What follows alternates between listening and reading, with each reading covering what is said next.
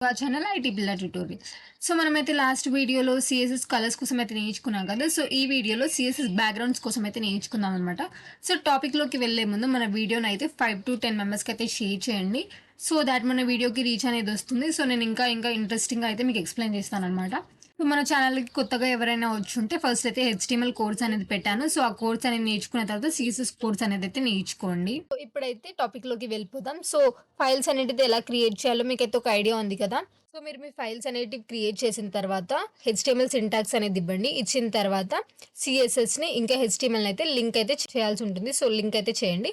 So ఇప్పుడు నేను ఇక్కడ బాడీని అయితే టార్గెట్ చేస్తాను అనమాట. సో బాడీని టార్గెట్ చేయడానికి ఇక్కడ నేను బాడీ అని ఇచ్చేసిన తర్వాత కర్లీ బ్రాకెట్స్లో బ్యాక్గ్రౌండ్ కలర్ అనే ప్రాపర్టీ అయితే యూజ్ చేసి మనం రెడ్ కలర్ అనేది అయితే ఇద్దాం. అయితే ఇచ్చేసిన తర్వాత మన అవుట్పుట్ అనేది అయితే రెడ్ కలర్లోకి మారిపోతుంది. ఓకే, సో ఇది వచ్చేసి బ్యాక్గ్రౌండ్ కలర్ మార్చడానికి. ఇప్పుడు మనం బ్యాక్గ్రౌండ్ ఇమేజ్ అనేది అయితే ఇద్దాం.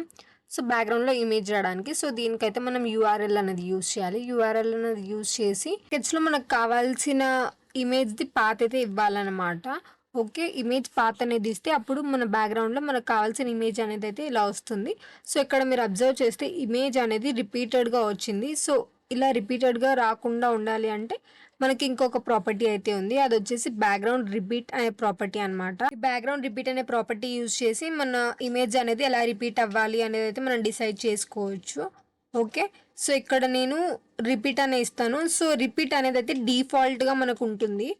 అంటే అది మనం ఇవ్వకపోయినా కూడా డిఫాల్ట్గా అలానే డిస్ప్లే అవుతూ ఉంటుంది అనమాట. సో నెక్స్ట్ వచ్చేసి అయితే రిపీట్ ఎక్స్ అనమాట. ఇదేం చేస్తుంది అంటే మన ఇమేజ్ని అయితే హారిజాంటల్గా డిస్ప్లే చేస్తుంది అనమాట. నెక్స్ట్ రిపీట్ వై ఇదేం చేస్తుంది వర్టికల్గా డిస్ప్లే చేస్తుంది. ఓకే, సో ఇక్కడ మనం no repeat and value use చేస్తే ఏమవుతుందంటే మన ఇమేజ్ అనేది ఒక్కటేసారి వస్తుంది. ఇలా రిపీటెడ్గా రాకుండా ఓన్లీ సింగిల్ టైంలో అయితే వస్తుంది అనమాట. నెక్స్ట్ బ్యాక్గ్రౌండ్ అటాచ్మెంట్ అనే ప్రాపర్టీ. సో ఇది ఏం చేస్తుంది అంటే మన ఇమేజ్ని ఫిక్స్డ్గా ఉంచాలా లేదా స్క్రోల్ చేయాలా అనేది అయితే డిసైడ్ చేస్తుంది. సో అది ఎలానో ఇప్పుడు చూపిస్తాను. సో ఇక్కడ నేనైతే వాల్యూ ఫిక్స్డ్ అని చెప్పేసి ఇచ్చాను కదా. ఇప్పుడు నేను ఇక్కడ ఏం చేస్తానంటే బాడీలో ఒక పారాగ్రాఫ్ అనేది ఇస్తాను. సో ఇక్కడైతే మనం ఒక 100 words పారాగ్రాఫ్ అనేది అయితే తీసుకుందాం. సో అవుట్పుట్లో మనకు ఆ పారాగ్రాఫ్ అయితే వచ్చేసింది కదా. ఇప్పుడు సిఎస్ఎస్ చూడండి, నేను ఇక్కడ ఆప్షన్ అంటే వాల్యూ అనేది ఫిక్స్డ్ అని ఇచ్చాను కదా. సో ఇప్పుడు ఏమవుతుంది అంటే ఈ పారాగ్రాఫ్ అనేది ఎలా ఫిక్స్ అయి ఉంటుందో మీరు చెక్ చేయండి. ఇక్కడ ఇమేజ్ని నేను స్క్రోల్ చేస్తూ ఉంటాను, అంటే ఈ పేజ్ని నేను ఇలా స్క్రోల్ చేస్తాను. ఓకే, మీరు చూడండి. సో ఇక్కడ స్క్రోల్ చేస్తుంటే ఓన్లీ పారాలో ఉన్న లైన్స్ అనేటివి మాత్రమే స్క్రోల్ అవుతున్నాయి, అప్ అండ్ డౌన్ వెళ్తున్నాయి. కానీ ఇమేజ్ అనేది అక్కడే అలాగే ఫిక్స్ అయిపోయిందనమాట.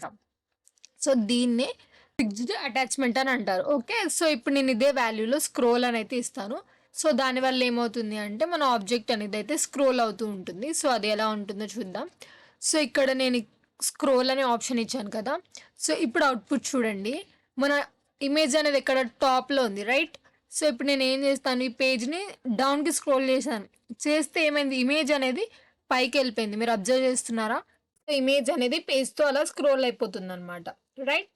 నెక్స్ట్ ఏంటి అంటే బ్యాక్గ్రౌండ్ సైజ్. సో ఇమేజ్ది మనం బ్యాక్గ్రౌండ్ సైజ్ అనేది అయితే సెట్ చేయొచ్చు. దానికైతే బ్యాక్గ్రౌండ్ సైజ్ అనే ప్రాపర్టీ అయితే యూజ్ చేసి నేను ఇప్పుడు ఇక్కడ 100 pixels అని ఇచ్చాను కదా. సో మన ఇమేజ్ అనేది జస్ట్ 100 pixelsలో అయితే ఉంది.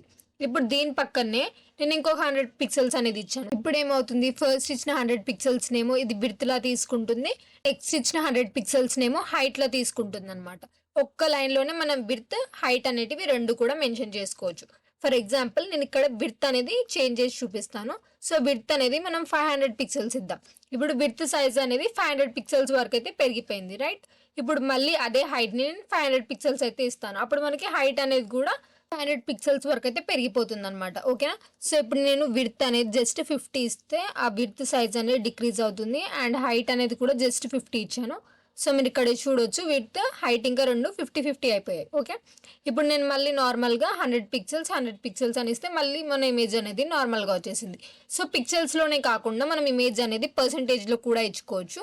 సో నేను ఇక్కడ విడ్త్ అనేది 100% ఇచ్చేసి హైట్ అనేది 100% అనేది ఇస్తాను. సో ఇస్తే ఏమవుతుంది, ఇది మన పేజ్ మొత్తంకి అయితే అప్లై అయిపోతుంది అనమాట. 100% అయితే ఆ ఇమేజ్ అనేది వస్తుంది. సో ఇలా కూడా పర్సంటేజ్లో కూడా మనం మన ఇమేజ్ అనేది సెట్ చేసుకోవచ్చు, ఇమేజ్ సైజ్ అనేది సెట్ చేయవచ్చు, రైట్. ఇప్పుడు నేను దీన్ని అయితే నార్మల్గా 50 pixels అని చెప్పేసి ఇమేజ్ అనేది స్మాల్‌గా అయితే ఇస్తున్నాను. ఓకే. నెక్స్ట్ ఏదైతే ఇమేజ్ ఉందో సో, ఈ ఇమేజ్ పొజిషన్‌ని కూడా మనం సెట్ చేయొచ్చు. అది ఎలా అంటే బ్యాక్‌గ్రౌండ్ పొజిషన్ అనే ప్రాపర్టీ యూజ్ చేసి సో, ఇప్పుడు నేను ఇక్కడ లెఫ్ట్ టాప్ అని అయితే ఇస్తాను. సో, ఇది వచ్చేసి డిఫాల్ట్ అనమాట. ఈ పొజిషన్ అనేది డిఫాల్ట్‌గా అయితే ఇక్కడే ఉంటుంది. రైట్. నెక్స్ట్ నేను ఈ పొజిషన్ అనేది రైట్ టాప్ అని అయితే సెట్ చేస్తాను. సో, దాని వల్ల ఏమవుతుంది అంటే ఈ పిక్చర్ ఏదైతే ఉందో ఇమేజ్ అనేది రైట్ సైడ్ టాప్‌లో అయితే ఫిక్స్ అవుతుందనమాట. ఓకే. నెక్స్ట్ వచ్చేసి ఇమేజ్ అనేది ఇప్పుడు నేను రైట్ బాటంలో అయితే ఇస్తాను. సో, దానివల్ల ఏమవుతుంది రైట్ హ్యాండ్ సైడ్‌లో బాటమ్‌కి అయితే ఇమేజ్ అనేది వస్తుంది. నెక్స్ట్ నేను దీన్ని లెఫ్ట్ బాటమ్ అని ఇస్తాను. అప్పుడు ఏమవుతుంది లెఫ్ట్ సైడ్ బాటంలో అయితే ఇమేజ్ అనేది వస్తుంది. నెక్స్ట్ నేను ఈ వాల్యూ అనేది సెంటర్ బాటమ్ అనేది ఇస్తాను. సో, అప్పుడు ఏమవుతుంది మన ఇమేజ్ అనేది సెంటర్ బాటంలో అయితే ఇమేజ్ అనేది వస్తుంది. నెక్స్ట్ నేను ఇక్కడ బాటమ్ ప్లేస్‌లో టాప్ అనేది ఇస్తాను. అప్పుడు ఇమేజ్ అనేది సెంటర్‌లో టాప్ సైడ్ అయితే వస్తుందనమాట. ఇలా అయితే మనం వాల్యూస్ అనేటివి ఇచ్చి పొజిషన్‌ని డిసైడ్ చేసుకోవచ్చనమాట. ఇమేజ్ పొజిషన్‌ని. నెక్స్ట్ మనం నార్మల్‌గా సెంటర్ అని ఇస్తే ఇమేజ్ అనేది సెంటర్‌లో వస్తుంది. రైట్. నెక్స్ట్ ఈ వాల్యూ అనేది నేను లెఫ్ట్ సెంటర్ అని అయితే ఇస్తాను. అప్పుడు ఇమేజ్ అనేది లెఫ్ట్ సైడ్ సెంటర్‌లో అయితే వస్తుంది. మళ్ళీ ఇదే వాల్యూని నేను రైట్ సెంటర్ అని టైప్ చేస్తే ఇమేజ్ అనేది రైట్ సైడ్ సెంటర్‌లో అయితే వస్తుందనమాట. సో, ఇలా అయితే పొజిషన్స్ అనేటివి పేజ్‌లో ఏ సైడ్‌లో రావాలి అనేది అయితే మీరు డిసైడ్ చేసుకోవచ్చు. నెక్స్ట్ బ్యాక్‌గ్రౌండ్ అనమాట. ఇలా కలర్, ఇమేజ్ ఇవేవి కాకుండా ఓన్లీ బ్యాక్‌గ్రౌండ్ అనే ప్రాపర్టీ యూజ్ చేసి ఈ ప్రాపర్టీస్ అన్నీ ఒక్కటే సెంటెన్స్‌లో అయితే మనం డిసైడ్ చేసుకోవచ్చనమాట. లైక్ కలర్, ఇమేజ్ రిపీట్ అవ్వాలా లేదా, స్క్రోల్ అవ్వాలా లేదా, ఈ సెంటెన్సెస్ అన్నీ మనం ఒకటే లైన్‌లో అయితే కోడ్ చేసి డిసైడ్ చేసుకోవచ్చు. దాన్నే బ్యాక్‌గ్రౌండ్ షార్ట్ హ్యాండ్ అని అయితే అంటారనమాట.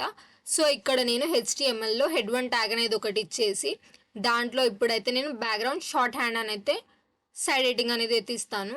ఇప్పుడు మనం బ్యాక్‌గ్రౌండ్ అనే ప్రాపర్టీ ఒక్కటి మాత్రమే యూజ్ చేసి స్టైల్ చేద్దాం. సో, ఇక్కడ నేను బాడీని స్టైల్ చేయాలనుకుంటున్నాను కాబట్టి బాడీని అయితే టార్గెట్ చేయాలి. సో, బాడీ అని ఇచ్చేసి ఫ్లవర్ బ్రాకెట్స్‌లో నేను ఇప్పుడు ఓన్లీ బ్యాక్‌గ్రౌండ్ అనే ప్రాపర్టీ అయితే యూజ్ చేస్తాననమాట. సో, ఇక్కడ బ్యాక్‌గ్రౌండ్ అనే ప్రాపర్టీ అయితే మీకు ఉంటుంది. సో, బ్యాక్‌గ్రౌండ్ అనే ప్రాపర్టీ యూజ్ చేయాలి. యూజ్ చేసిన తర్వాత ఏంటి ఫస్ట్ కలర్ అనేది చూస్ చేసుకోవాలి. సో, నేను ఇక్కడ ఫస్ట్ అయితే రెడ్ కలర్ అనేది ఇచ్చేసాను. ఇచ్చేసిన తర్వాత ఇమేజ్ అనేది ఇవ్వాలి. సో, ఇమేజ్‌కి నేను యూఆర్ఎల్ అని ఇచ్చేసి బ్రాకెట్స్‌లో అయితే ఇమేజ్ పాత్ అనేది ఇవ్వాలి. ఇచ్చిన తర్వాత ఇమేజ్ అనేది రిపీట్ అవ్వాలా లేదా అనేది అయితే మనం డిసైడ్ చేసుకోవాలి. సో, నాకైతే రిపీట్ అవ్వద్దు. సో, నేను ఇక్కడ సింపుల్‌గా నో రిపీట్ అనేది ఇస్తాననమాట. ఇచ్చేసిన తర్వాత ఏమి ఇవ్వాలి మన ఇమేజ్ అనేది ఫిక్స్డ్‌గా ఉండాలా లేదా స్క్రోల్ అవ్వాలా అనేది అయితే మనం డిసైడ్ చేసుకోవాలన్నమాట. సో, దానికోసం అయితే ఇమేజ్ అనేది స్క్రోల్ అవ్వాలి అనుకుంటే స్క్రోల్ అని ఇవ్వండి. లేదా ఫిక్స్డ్‌గా ఉండాలి అనుకుంటే ఫిక్స్డ్ అని అయితే ఇచ్చేయండి. ఆ తర్వాత ఏమి ఇవ్వాలి image position. So, image position అయితే మనం డిసైడ్ చేసుకోవాలి. ఆ పొజిషన్ అనేది మనకి ఎక్కడ కావాలి అని చెప్పేసి. సో, ఇదైతే బ్యాక్‌గ్రౌండ్‌ది ఆర్డర్ అనమాట. సో, ఫస్ట్ కలర్ అనేది ఇవ్వాలి. ఆ తర్వాత ఇమేజ్ అనేది ఇవ్వాలి. ఆ తర్వాత ఇమేజ్ రిపీట్ అవ్వాలా లేదా అనేది ఇవ్వాలి. ఆ తర్వాత ఇమేజ్ అటాచ్‌మెంట్ అనేది ఇవ్వాలి. ఆ తర్వాత ఇమేజ్ పొజిషన్ అనేది ఇవ్వాలి. సో, ఈ ఆర్డర్‌లో అయితే బ్యాక్‌గ్రౌండ్ అనేది అయితే యూజ్ చేయాలి. సో, ఇదొచ్చేసి సీఎస్ఎస్ బ్యాక్‌గ్రౌండ్స్ కోసం టాపిక్ అనమాట. సో, నెక్స్ట్ పార్ట్‌లో అయితే సీఎస్ఎస్ ఫుల్ కోర్స్ అనేది అయితే డీటెయిల్‌గా పెట్టేస్తాను. సో, టోటల్ కోర్స్ అనేది నెక్స్ట్ ఒకటే పార్ట్‌లో అయితే పెట్టేస్తాను. సో, ఈ వీడియోని అయితే మీ ఫ్రెండ్స్ అండ్ ఫ్యామిలీకి షేర్ చేయండి. Thank you.